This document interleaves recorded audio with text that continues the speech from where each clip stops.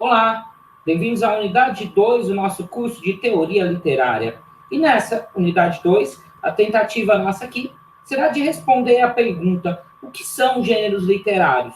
Se na primeira unidade nós tentamos responder o que é literatura e vimos que são hipóteses de um fazer artístico, dentro da concepção de gênero literário, a gente já olha para as formas, para os modos que se colocam esse fazer artístico.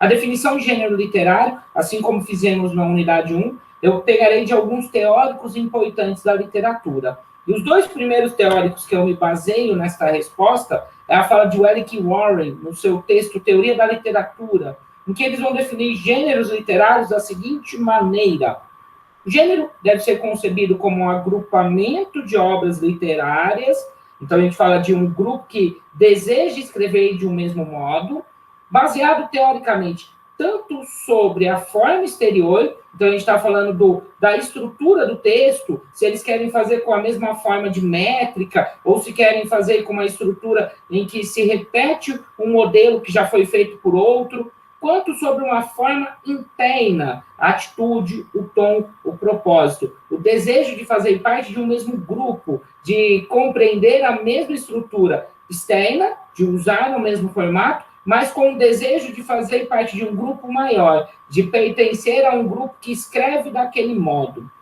A fala do Warren e do Wellick, ela também se encontra no que a gente vai ver na concepção do Marcelo de Moisés em A Criação Literária, pois Marcelo de Moisés vai defender o gênero literário da seguinte concepção: gênero vem do latim generus, e significa família, raça, quer dizer agrupamento de indivíduos ou seres portadores de características comuns, fazer parte do mesmo grupo, escrever com a mesma forma, da mesma maneira.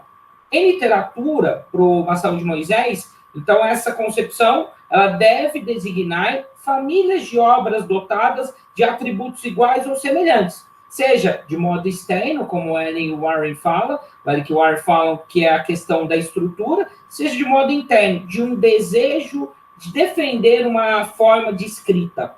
Nessas concepções, nós vamos ver que dentro da história da literatura, isso é bem antigo. Isso vem desde lá da República do Platão, onde o Platão vai dar a primeira concepção de definir gênero literário na literatura, que é a possibilidade de dois caminhos: a poesia e a prosa. Naquele momento, Platão estava falando que existiam pessoas que estavam escrevendo numa estrutura que tinha verso e estrofe, e eles estavam escrevendo um modelo de texto que falava sobre si próprio, não falava do outro. E aí ele chegou à conclusão: isso é diferente daquele outro grupo que está usando um tipo de escrita que não está dentro do verso e de estrofe e que escreve de história de outras pessoas.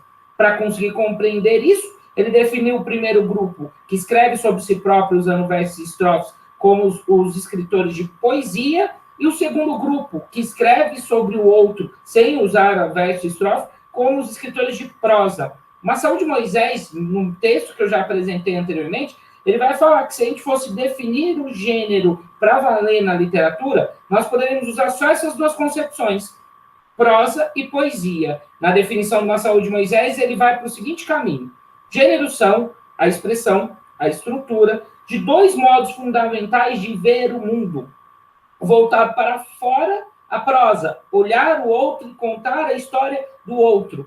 E o voltado para dentro, a poesia, onde eu falo dos meus sentimentos, da minha subjetividade, dentro dos textos que escrevo.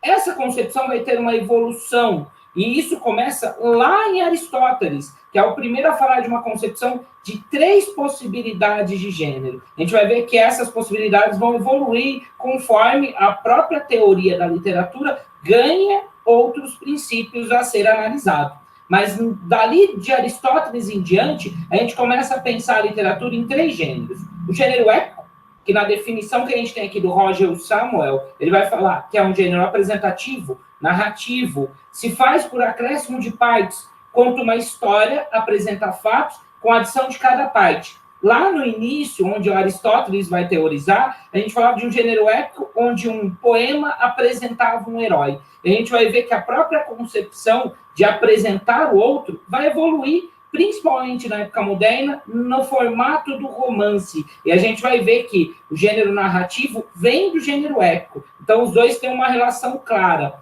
O gênero lírico, como nós vimos já na teorização do Platão, que é um musical subjetivo, ele tem esse poder de cantar e embalar, e fala de si, dos sentimentos que passa a pessoa que escreve. Nós vamos ver que o gênero lírico é a poesia, está totalmente ligada a essa estrutura.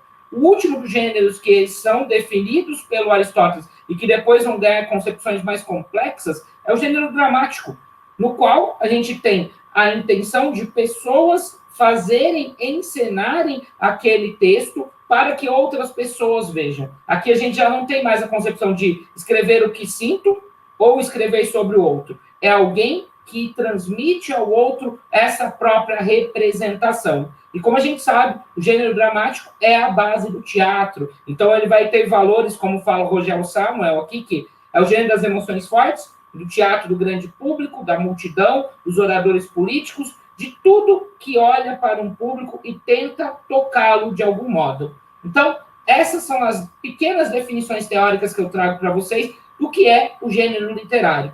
Até!